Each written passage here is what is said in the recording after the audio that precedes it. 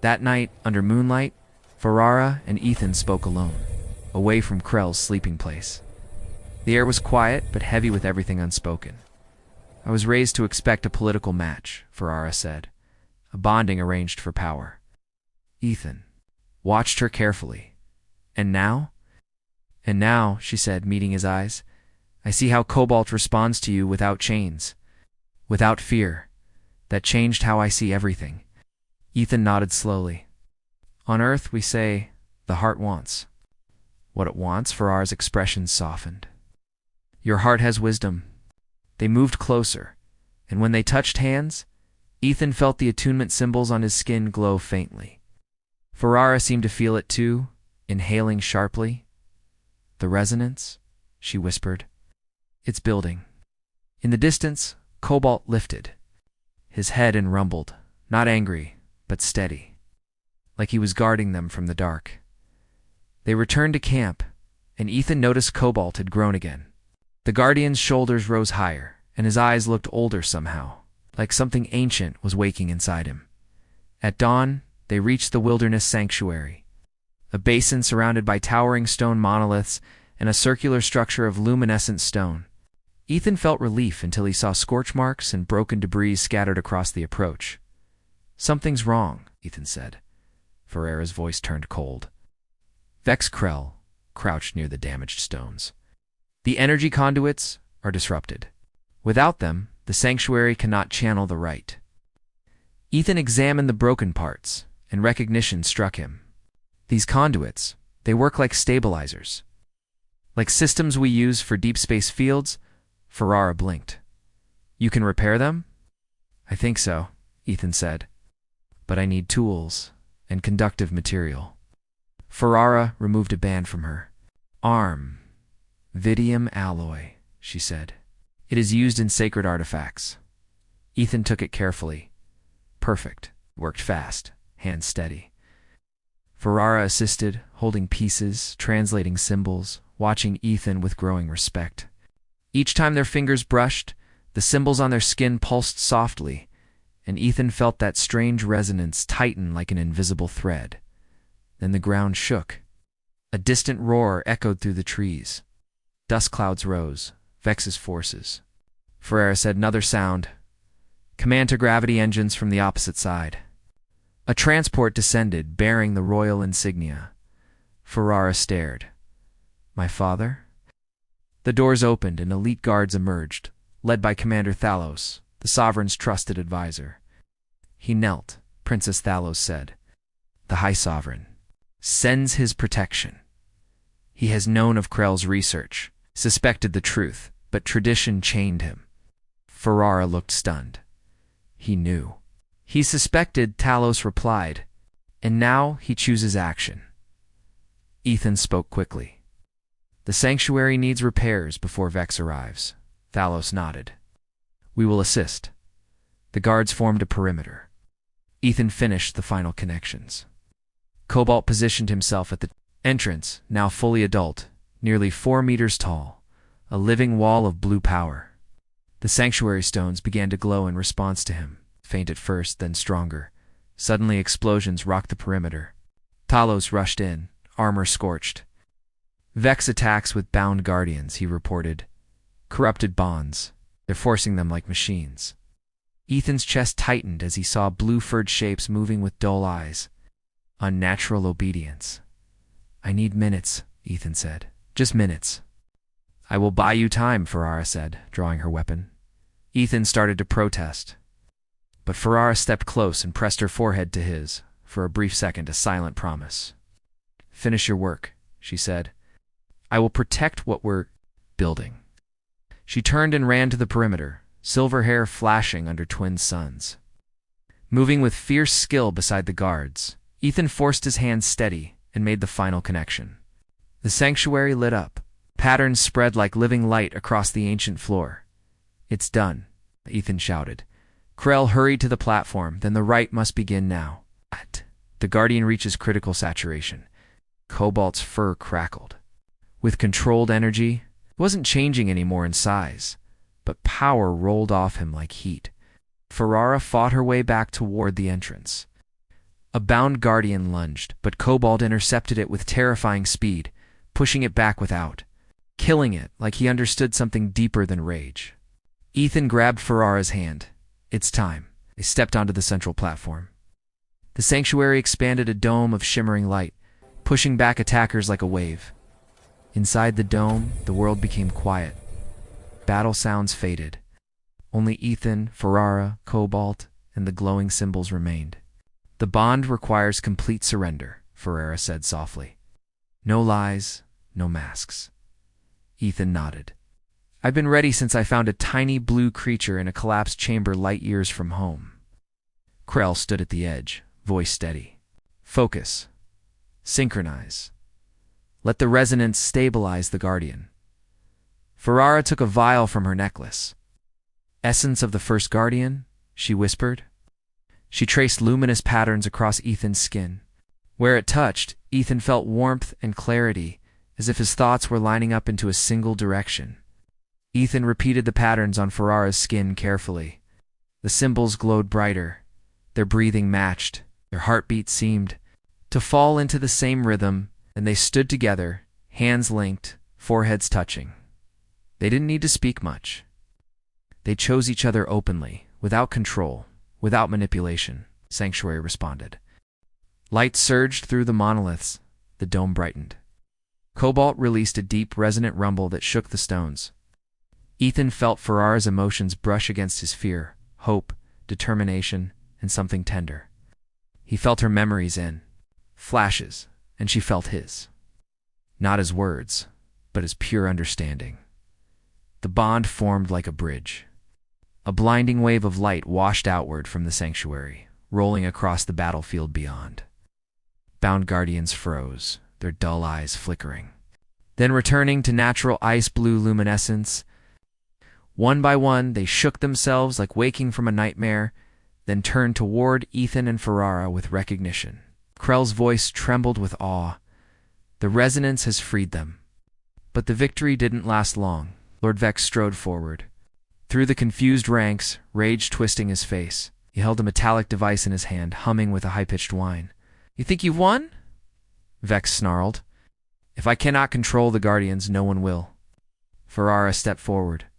Beside Ethan, shoulders squared. Stop, Vex. Nice. Raise the device. This will sever all Guardian bonds permanently. Ethan felt Cobalt tense. If Cobalt attacked too fast, the device might activate. Ethan lifted his hand, steadying Cobalt with a touch. Wait, Ethan whispered. Ethan stepped forward, facing. Vex, you don't understand what you're threatening. Vex sneered. Spare me your outsider talk. It's not talk, Ethan said. The Guardians exist for a reason beyond your politics. Ferrara's voice was firm. They were. Created to protect us? Vex laughed. Convenient myth. Ethan looked at Cobalt. Show him. Cobalt's eyes flared brighter. A wave of vision slammed into Vex's mind shadow creatures moving through the void.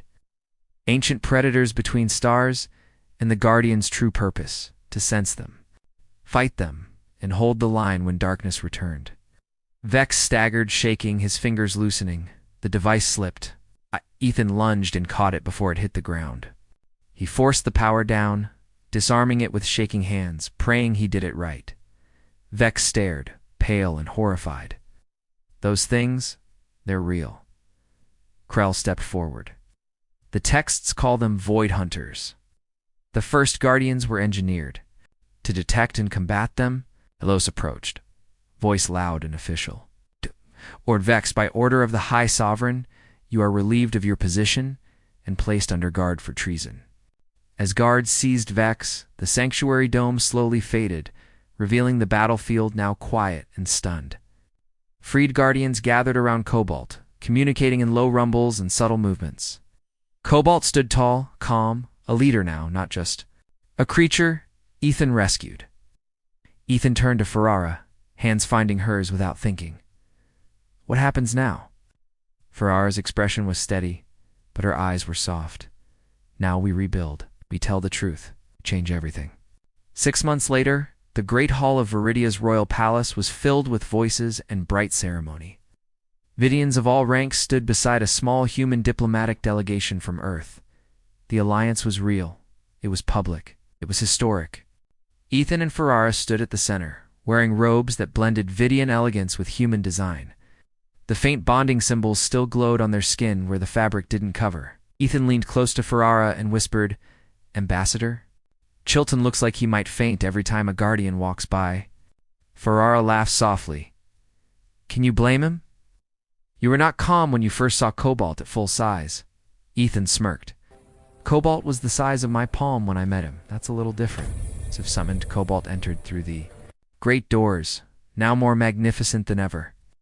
Blue fur marked with silver patterns that showed his status as Prime Guardian. He looked at Ethan and Ferrara like a proud friend and an unstoppable force. High Sovereign Talon approached. Wearing traditional regalia, his voice held pride now, not resistance. "The Guardian Academy reports 30 successful bondings this week," Talon said. "Citizens from all strata. The old ways are fading." The Academy was their first initiative where Guardians chose bondmates by resonance, not class. It changed Vidian society from the inside out, breaking old walls, forcing people to accept what they feared, truth in Earth's defense preparations. Talon asked, suddenly serious. "Proceeding ahead of schedule," Ethan replied. "The first Guardian eggs have been transported to a lunar facility. They will hatch in the presence of compatible human candidates." The agreement between worlds was massive. Technology exchanged, knowledge shared, protection promised. Then the hall's lights dimmed slightly, and a chime rang out. The planetary defense system spoke. Void signature detected. Single entity approaching outer system defenses. Silence swallowed the room. Ferrara's hand tightened around Ethan's. Even after months of preparation, hearing it made the threat feel real in a way no training could soften. "It's time," Farah whispered. Ethan stepped to the command platform. Voice calm but strong. "All Guardians to alert status. Defensive grid, full power." Across the planet, Guardian signatures lit the tactical display like blue fire. In orbit, Vidian ships moved into formation, joined by Earth vessels. Observe before engaging, Ferrara reminded the commanders. First contact protocol. The viewing screen showed the Void Hunter, a writhing mass of darkness that absorbed light instead of reflecting it. Its edges shifted like smoke and muscle combined. It moved with intelligent caution, probing the outer defenses, testing a Vidian. Officer whispered the legends were true. Cobalt stepped beside Ethan and Ferrara, massive and calm. Through their bond, Ethan felt recognition from the Guardian, not fear. Ancient memory, purpose. "It's testing us," Ethan said. "It senses the Guardians," Ferrara added. "Measuring our strength." For long minutes, the Void Hunter circled, reaching tendrils toward the defense perimeter, then pulling back. Then suddenly it retreated, accelerating away at impossible speed. Ambassador Chilton blinked, confused. "It's gone?" Ethan's expression hardened. "No, it's reporting back." Ferrara nodded. "It will return with others." Even with that fear hanging in the air, the hall didn't break. People stood taller. Guardians rumbled like a promise. Humans and Vidians met eyes. Understanding that survival now belonged to cooperation, "Then we will be ready," High Sovereign Talon declared. "Because of the bond that united our worlds." That night, Ethan and Ferrara stood on their balcony under twin moons, overlooking the glowing capital city. Cobalt lounged on a reinforced platform nearby, relaxed but vigilant. Ethan wrapped his arms around Ferrara from behind. "I never imagined this outcome when I found a tiny blue creature in that collapsed chamber." Ferrara leaned back into him. "Or did I expect my true bondmate would be human?" She turned in his arms. "The prophecy spoke of an outsider who would break chains and forge new bonds. It never said he would also change my heart." They kissed softly, and the symbols on their skin glowed faintly, like a quiet answer. "The formal union ceremony is tomorrow," Ferrara murmured. "Are you ready to become a royal consort by Vidian law and make me your wife by Earth custom?" Ethan smiled. "I've been ready since the sanctuary." Ferrara laughed gently. "You still have not mastered the royal processional dance." Groaned. "I'm trying, you humans. And your obsession with counting steps, she teased. Dancing should be felt, not calculated. Ethan lifted her slightly, earning a surprised laugh. And for a moment the universe felt peaceful, even with darkness waiting beyond the stars. Ferrara's expression softened again. Do you ever regret it, she asked, leaving Earth being bound to Vidya?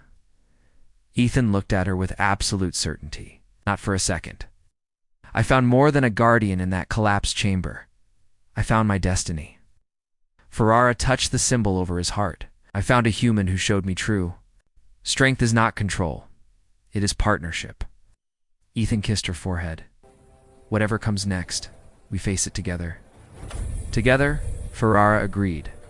Outside, the stars of two worlds watched over a future neither had imagined alone, a future born the moment.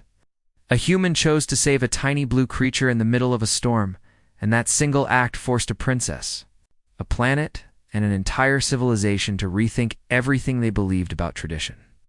Power and love, far above the capital. Beyond the glow of cities and the calm of the twin moons, the stars continued their silent watch. Somewhere in that endless dark, the Void Hunters were moving, learning, preparing. The threat was real, and the future would not be easy. But for the first time in generations, Vidya would not face it alone, on Earth. Scientists and soldiers were already studying Guardian energy, training new bond candidates, and building defenses not out of fear but understanding. On Vidya, ancient walls of class and tradition were breaking as Guardians chose their partners freely, guided by resonance instead of rule. What began as a forbidden bond had become the foundation of a new alliance between worlds. Cobalt lifted his massive head and released a low, steady rumble that echoed across the night sky.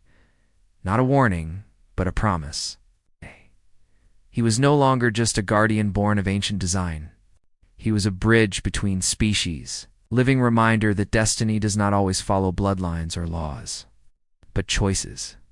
Ethan looked out at the stars, feeling the deep, steady presence of Cobalt through their bond and the quiet strength of Ferrara. At his side, he knew the coming war would test them all, but he also knew something the Void Hunters could never understand. They were not fighting alone.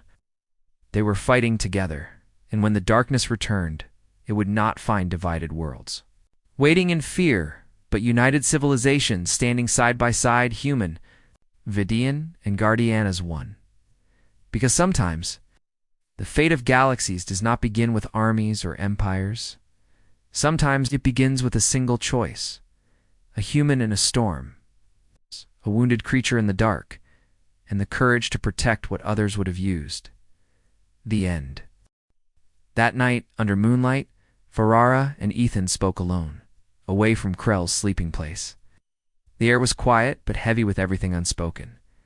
I was raised to expect a political match, Ferrara said, a bonding arranged for power. Ethan watched her carefully. And now? And now, she said, meeting his eyes, I see how Cobalt responds to you without chains, without fear. That changed how I see everything. Ethan nodded slowly. On Earth, we say, the heart wants. What it wants, Ferrara's expression softened. Your heart has wisdom. They moved closer, and when they touched hands, Ethan felt the attunement symbols on his skin glow faintly. Ferrara seemed to feel it too, inhaling sharply. The resonance, she whispered. It's building. In the distance, Cobalt lifted his head and rumbled, not angry, but steady, like he was guarding them from the dark. They returned to camp, and Ethan noticed Cobalt had grown again. The Guardian's shoulders rose higher, and his eyes looked older somehow, like something ancient was waking inside him. At dawn, they reached the wilderness sanctuary, a basin surrounded by towering stone monoliths and a circular structure of luminescent stone. Ethan felt relief until he saw scorch marks and broken debris scattered across the approach. Something's wrong, Ethan said. Ferrara's voice turned cold. Vex Krell crouched near the damaged stones. The energy conduits are disrupted. Without them, the sanctuary cannot channel the right. Ethan examined the broken parts, and recognition struck him. These conduits, they work like stabilizers. Like systems we use for deep space fields, Ferrara blinked. You can repair them? I think so, Ethan said.